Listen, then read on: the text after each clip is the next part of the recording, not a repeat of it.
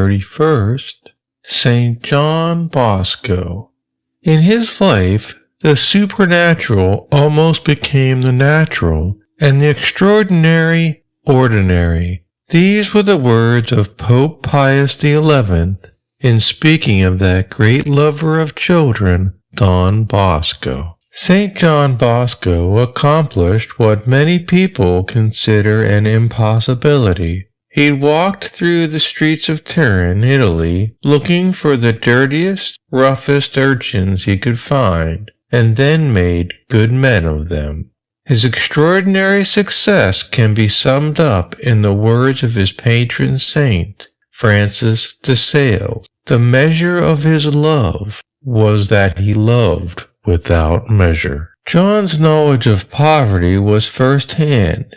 He was born in 1815 in a small village in northern Italy, where he was reared on his parents' small farm. His father died when John was only 2. His mother and her 3 sons then found it harder than ever to support themselves. And while John was still a small boy, he had to join his brothers in the farm work. Although his life was hard, he was a happy, imaginative child. Even as a boy, John found innocent fun compatible with religion. To amuse his friends, he learned how to juggle and walk a tightrope, but he would entertain them only on condition that each performance begin and end with a prayer. As he grew older, John began to think about becoming a priest, but poverty and lack of education made this seem impossible. A kindly priest recognized his intelligence, however, and gave him his first encouragement, teaching him to read and write. By taking odd jobs in the village, and through the help of his mother and some charitable neighbors, John managed to get through school and find admittance to the diocese seminary of nearby Turin. As a seminarian, he devoted his spare time to looking after the ragamuffins who roamed the slums of the city. Every Sunday he taught them catechism, supervised their games, and entertained them with stories and tricks. Before long, his kindness had won their confidence, and his Sunday school became a ritual with them.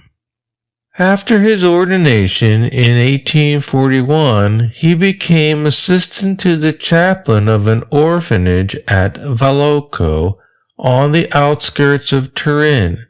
This position was short-lived, for when he insisted that his Sunday school boys be allowed to play on the orphanage grounds, they were turned away, and he therefore resigned. He began looking for a permanent home for them, but no decent neighborhood would accept this noisy crowd. At last, in a rather troubled-down section of the city, where no one was likely to protest, the first oratory was established and named for St. Francis de Sales.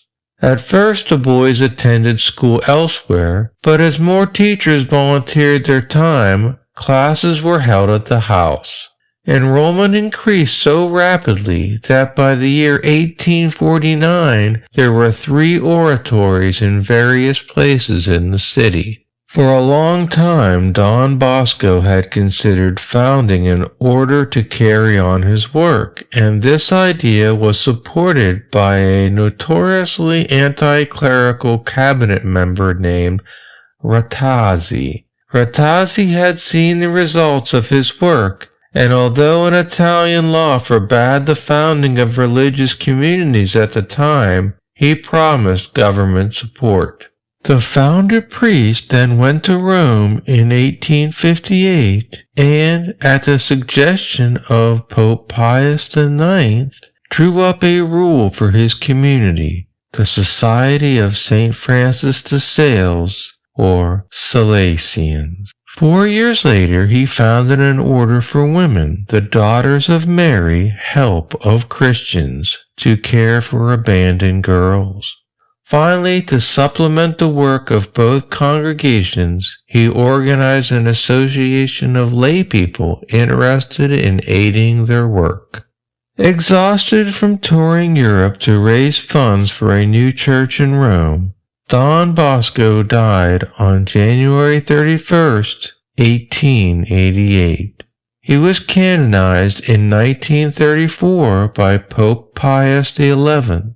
No modern saint has captured the heart of the world more rapidly than this smiling peasant priest from Turin, who believed that to give complete trust and love is the most effective way to nourish virtue in others. A personal love of Christ developed in his own youth was the source of the deep zeal for the young which characterized St. John Bosco's work. There is nothing as precious as a soul. St. John Chrysostom asks, what is equal to that profession which is concerned with directing the soul and forming the mind and character of the young?